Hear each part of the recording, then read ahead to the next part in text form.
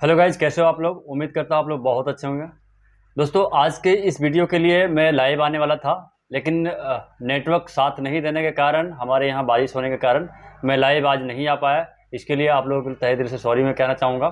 तो दोस्तों, आज की इस वीडियो में हम लोग बात करने वाले हैं, जैसा कि दोस्तों मैं आप लोगों को ग्रुप में इन्फॉर्म किया था कि आज की ये जो लाइव स्ट्रीमिंग है, यहाँ पर आप देख सकते हो दोस्तों, लाइव में आने वाला था, लेकिन नेटवर्क इशू के कारण नहीं आ पाया।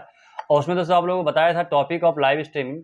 पहला नंबर ये था दोस्तों कि डॉक्यूमेंट एरर 1 और डॉक्यूमेंट एरर 2 के ईमेल क्यों आ रहा, ठीक है।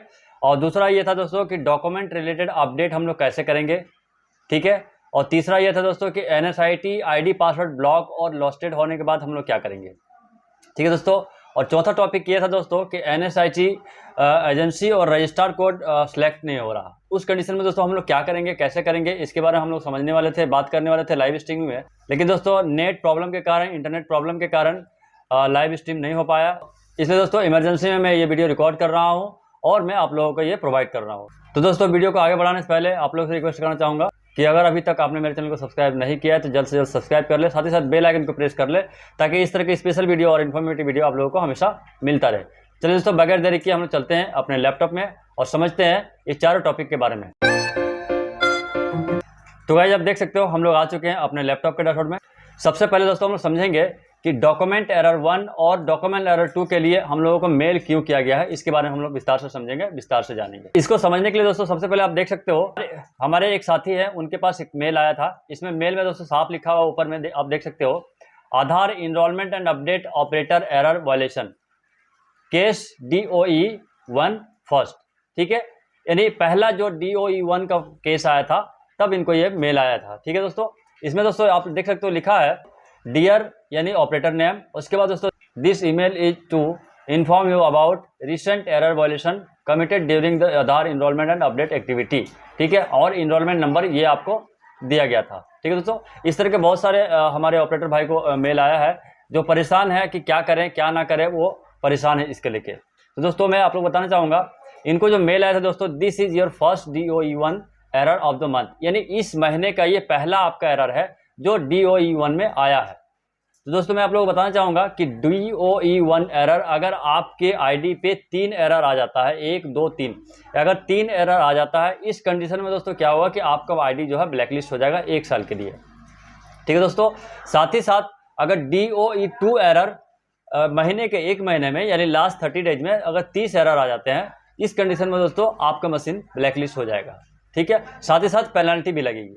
इसलिए बहुत सारे ऐसे दोस्त थे जिनके पास DOE 2 जो है कि 10 आया, किसी का 15 आया, किसी का 20 आया, किसी का 25 आया और किसी का 30 भी आया है। और जिनका 30 आया दोस्तों, उसमें से बहुत सारे ऐसे ऑपरेटर्स हैं जिनका आईडी ब्लैकलिस्ट ऑलरेडी हो चुका है, इनवैलिड सुपरवाइजर वो हो चुका है। उसके बाद दोस्तों मैं आप लोग बताना चाहूँगा, यहाँ पर देख सकते हो इंपॉर्टेंट रिमाइंडर आप लोगों को रिमाइंड किया गया है, please be aware that repeated occurrence of specific error can lead to suspension from enrolment and update activities. यानी साफ तौर पर यहाँ पर देख सकते हो दोस्तों लिखा है कि अगर आप इस एरर को बार बार लाते हैं, यानी आप लिमिट से अगर बाहर जाते हैं या लिमिट पहुंच जाते हैं, उस कंडीशन में आपका जो आईडी है उनको ब्लैकलिस्ट कर दिया जाएगा, बंद कर दिया जाएगा, ठीक है।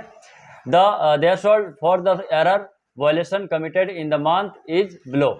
आप यहाँ पे आप देख सकते हो दोस्तों साफ तौर पर लिख रहा है फर्स्ट इंस्टेंस, यानी पहला जो उदाहरण है दोस्तों यहाँ पे देख सकते हो लिख रहा है फोटो ऑन फोटो, यानी POP एरर जिसको बोलते हैं, जिसको हम लोग बहुत सारे ऐसे ऑपरेटर होते हैं जो अगर बंदा लाइव नहीं आया उनका फोटो को लेके वो आधार कार्ड बनाने के लिए प्रोसेस कर देते हैं, ठीक है। वो नहीं करना है बिल्कुल।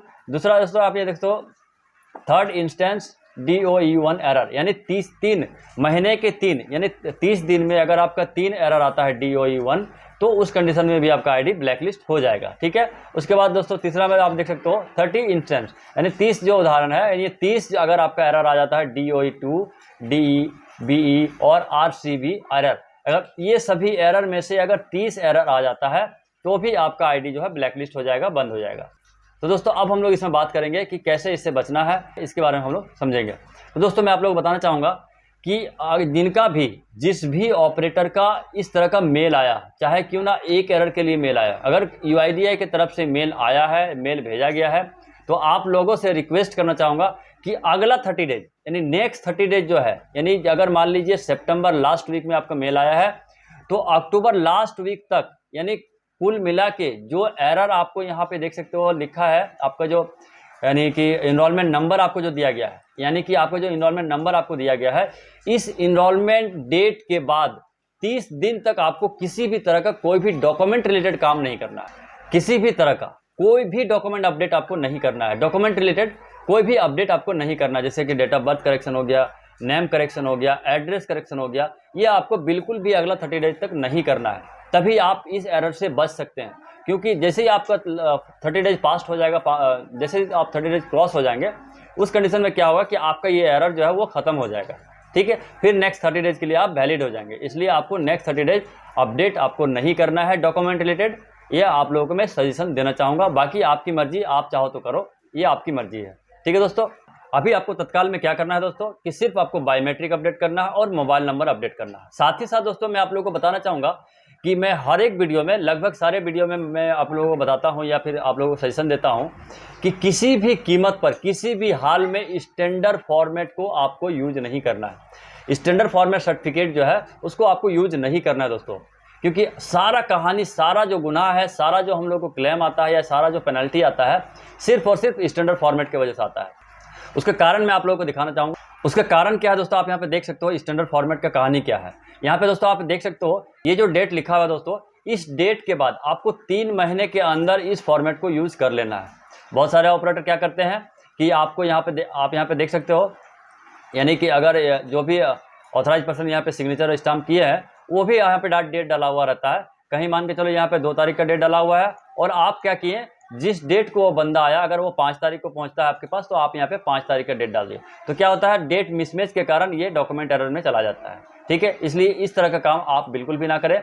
डेट बिल्कुल आप अपने स्तर से देख के डालें, और नहीं तो जो भी ऑथराइज पर्सन डेट डाला हुआ है उसी डेट को आपको यहाँ पे डाल देना है। ठीक है दोस्तों, उसके बाद दोस्तों आपको बड़ी ही आराम से एक बार चेक कर लेना है इस स्टैंडर्ड फॉर्मेट को कि कहीं ऐसा तो नहीं कि ओवर राइटिंग हुआ है, कहीं ऐसा तो नहीं कि डबल राइटिंग किया हुआ है, फिर 2 कलर का पेन से लिखा हुआ, ऊपर ब्लू है नीचे ब्लैक है। ठीक है, इस तरह के फॉर्म को आपको बिल्कुल रिजेक्ट करना है, एक्सेप्ट नहीं करना है। ठीक है दोस्तों, उसके बाद दोस्तों यहाँ पे देख सकते हो जो मोहन कुमार है, यानी आधार कार्ड में उनका मोहन कुमार ही होना चाहिए, तब जाकर के आप इस फॉर्म को एक्सेप्ट करेंगे। ठीक है, उसके बाद केयर ऑफ में जो भी है वो डाल देंगे। उसके बाद दोस्तों यहाँ पे कहानी एक ये होता है एड्रेस में।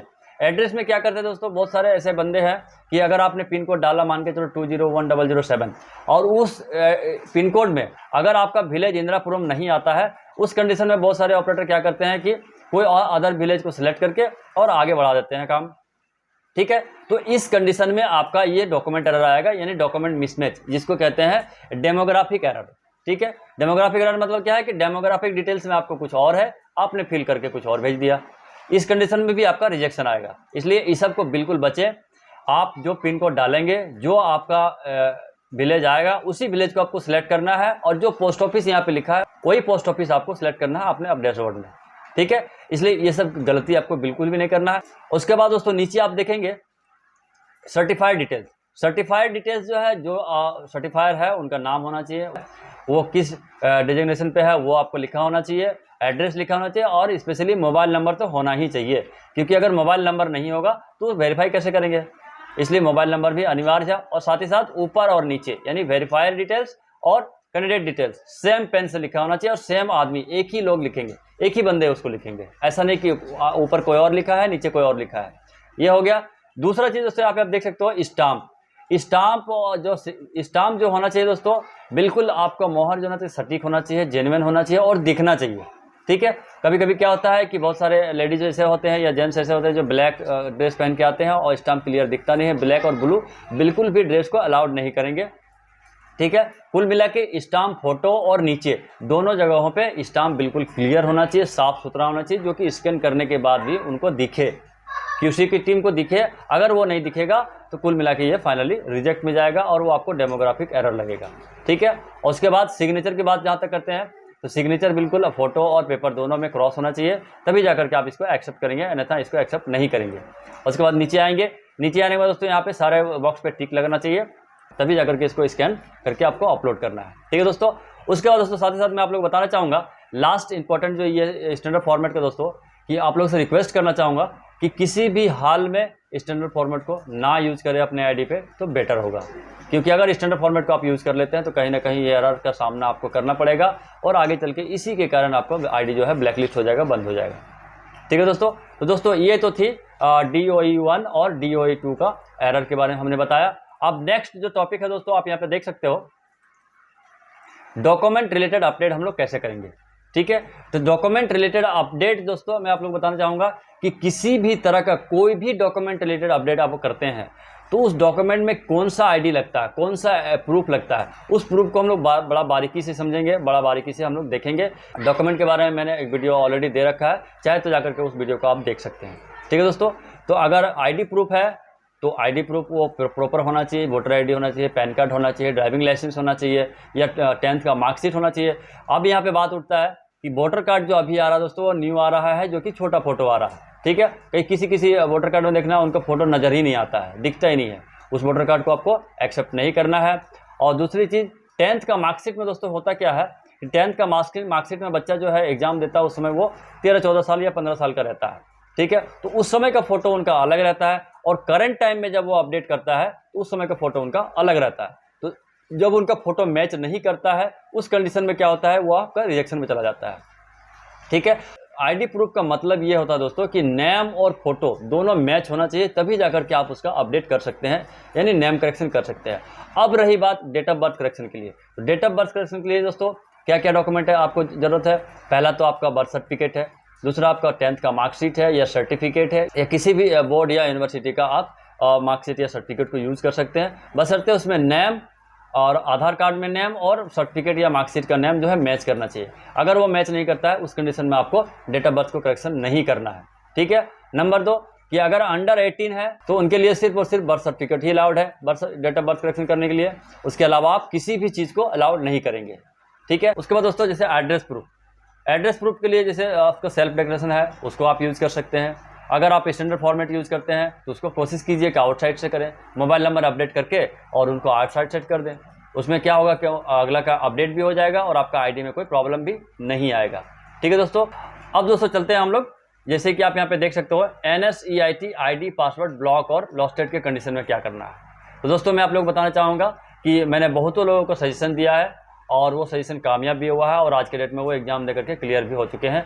आज के डेट में मैंने एक वीडियो बनाया है जिसमें उनका आईडी जो है आईडी पासवर्ड वो भूल गया था या ब्लॉक हो गया था, जिसके कारण वो दोबारा से री रजिस्ट्रेशन नहीं कर पा रहे थे NSIT की साइट पे, और आज के डेट में उनका NSIT का रजिस्ट्रेशन हो चुका है। इसका मैं वीडियो रिकॉर्ड कर चुका हूँ, बहुत जल्द ये वीडियो आप लोगों को मिल जाएगी।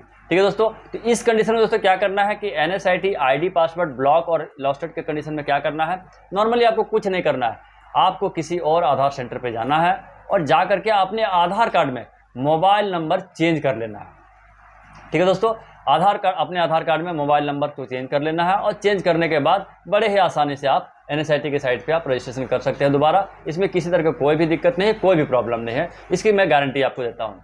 अब दोस्तों आपके पास एक क्वेश्चन आएगा कि सर मैं एक आधार ऑपरेटर हूँ और अगर मैं आधार कार्ड में मोबाइल नंबर चेंज कर लूँगा तो कल को मेरा सिंक में प्रॉब्लम होगा। तो दोस्तों मैं आप लोगों को बताना चाहूँगा कि आधार रजिस्टर्ड मोबाइल नंबर पे ही OTP आता है, तब जाकर के मशीन सिंक होता है। ऐसा नहीं कि आपके बैंक पासबुक में मोबाइल नंबर रजिस्टर हो उसमें OTP आएगा, ऐसा तो नहीं होता है। ठीक है, तो आप लोगों को मैं बताना चाहूँगा कि आपके आधार रजिस्टर्ड मोबाइल नंबर पे ही OTP जाएगा, चाहे वो कोई सा भी मोबाइल नंबर हो, इससे कोई फ़र्क नहीं पड़ता है, क्योंकि क्रेडेंशियल में कोई भी मोबाइल नंबर दिया गया हो उससे कोई दिक्कत नहीं है, कोई प्रॉब्लम नहीं है। आप अपने आधार कार्ड में जो भी मोबाइल नंबर अपडेट करके रखेंगे या रजिस्टर करके रखेंगे उसी में आपका OTP आएगा और आप बड़े आसानी से सिंक भी कर सकते हो और साथ ही साथ आप NSIT के साइट पे री रजिस्ट्रेशन भी कर सकते हो, दोबारा से रजिस्ट्रेशन करके एग्जाम भी दे सकते हो।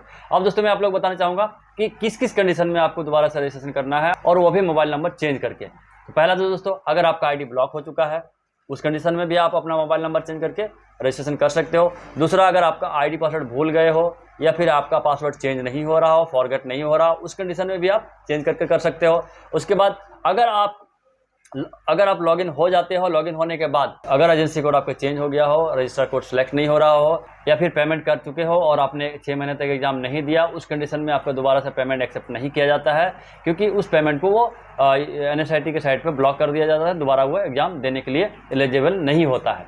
उस कंडीशन में दोस्तों आप मोबाइल नंबर चेंज करके बड़ी आसानी से NSIT के साइट पे रजिस्ट्रेशन कर सकते हो, इसमें किसी तरह का कोई भी दिक्कत नहीं है। अगर आपको किसी तरह की कोई दिक्कत लगे तो आप मुझे डायरेक्ट फ़ोन करो, कॉल करो या फिर मैसेज करो, मैं आपको रिप्लाई करूँगा क्या करना है, कैसे करना है। ठीक है दोस्तों। उसके बाद दोस्तों मैं आप लोग बताना चाहूँगा कि आज जो ये लाइव स्ट्रीमिंग नहीं हो पाया, इसके लिए मुझे खेद है। और साथ ही साथ मैं बहुत जल्द आप लोगों के साथ एक वर्चुअल मीटिंग करने वाला हूँ VC के माध्यम से, और आप लोगों से बात करने की कोशिश करूँगा कि अगर आप लोगों को कोई भी क्वारी हो या कोई भी क्वेश्चन हो तो आप मुझे direct face to face question करके या फिर क्वारी करके आप अपने आप को सर्टिफाई कर सकते हो या फिर समझ सकते हो। ठीक है दोस्तों। तो दोस्तों आज की ये वीडियो आप लोगों को कैसा लगा कमेंट करके जरूर बताएं। साथ ही साथ अगर आपको वीडियो थोड़ा सा भी आपको अच्छा लगा हो, हेल्पफुल लगा हो, तो प्लीज़ लाइक कर दे और लाइक के साथ साथ हमारे चैनल को सब्सक्राइब कर दे, ताकि इस तरह का स्पेशल वीडियो और इन्फॉर्मेटिव वीडियो आप लोगों को हमेशा मिलता रहे। चलिए दोस्तों, आज की इस वीडियो को हम लोग यहीं समाप्त करते हैं। मिलते हैं नेक्स्ट वीडियो में, तब तक के लिए Jai Hind, take care and bye bye. Bye. पापा बहुत मारे होंगे तलगी से ही।